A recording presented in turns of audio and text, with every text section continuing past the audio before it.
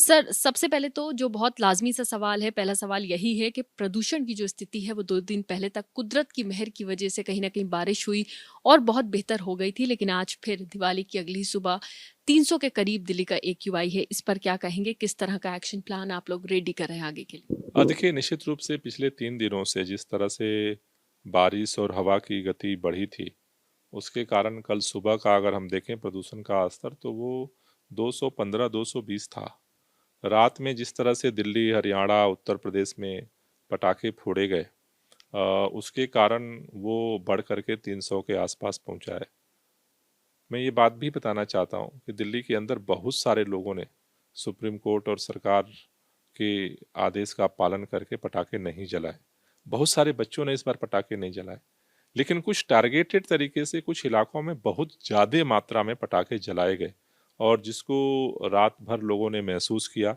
जिन्होंने पटाखे नहीं जलाए वो रात भर बेचैन थे कि ये सबको डर था कि इतने पटाखे जल रहे हैं तो प्रदूषण का स्तर जो है सुबह बढ़ेगा और उसके कारण प्रदूषण का स्तर बढ़ा है।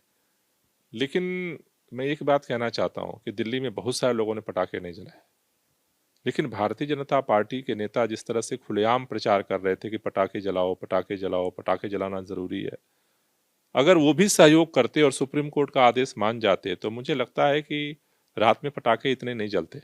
सर, आपने भारतीय जनता पार्टी के नेताओं की बात की, उसी से रिलेटेड मेरा सवाल है कि अमित मालवीय ने ट्वीट किया है और उन्होंने कहा है कि दिल्ली में एक ही रेंज में एक्यूआई रहा है, तकरीबन 200, 300, 400 के आसपास, और उसी रेंज में अभी भी एक्यूआई है। लेकिन पटाखों को और हिंदुओं को बदनाम करने के लिए ऐसा किया जा रहा है कि पटाखे एक बड़ी वजह है। इस पर आपका क्या रिएक्शन? मेरे ख्याल से सुप्रीम कोर्ट में इस पर चर्चा हो चुकी है।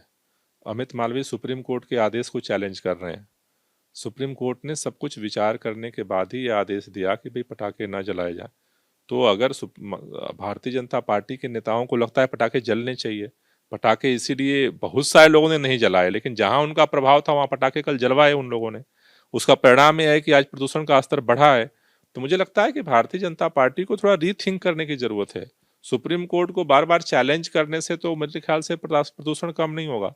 प्रदूषण की मार तो सबको झेलनी पड़ रही है। तो मुझे लगता है कि भारतीय जनता पार्टी को सुप्रीम कोर्ट का आदेश मानना चाहिए और उसमें सहयोग करना चाहिए और सबके सहयोग से ही प्रदूषण का स्तर कम हो सकता है। मुझे लगता है कि भाजपा को दोबारा से रीथिंक करना चाहिए इस पे।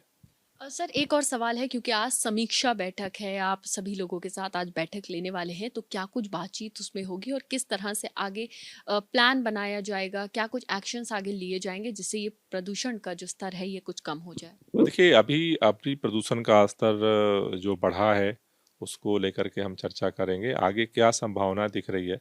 अभी दिल्ली में बहुत सारे नियम लागू हैं प्रदूषण को नियंत्रित करने के लिए, गाड़ियों के पोल्यूशन को, डस्ट पोल्यूशन को, उनकी समीक्षा करेंगे और अभी जो स्थिति का अनुमान लगा करके फिर आगे क्या क्या हम कर सकते हैं, कहाँ फोकस करने की ज़रूरत है, उसकी कार्य योजना बनाएंगे। सर, एक और चीज़, क्या आगे आने वाले दिनों में प्रदूषण का स्तर और बढ़ेगा? कुछ इस तरह की जानकारी अगर आप दे सकते। वो 12 बजे की बैठक में हम सारा रिपोर्ट लेंगे फिर बता पाएंगे। बहुत शुक्रिया बात करने के लिए। तो आपने सुना किस तरह से जो आज 12 बजे बैठक होने वाली है वो काफ़ी अहम रहेगी, उस पे चर्चा होगी। दिल्ली के प्रदूषण के स्तर को किस तरह से रोका जाए, कम किया जाए, और उन्हीं सब बातों पर चर्चा होने के बाद ये बात सामने आएगी कि आगे के लिए क्या एक्शन प्लान तैयार किए गए हैं। कैमरा पर्सन अजीत के साथ मदिहा, एबीपी न्यूज़, दिल्ली।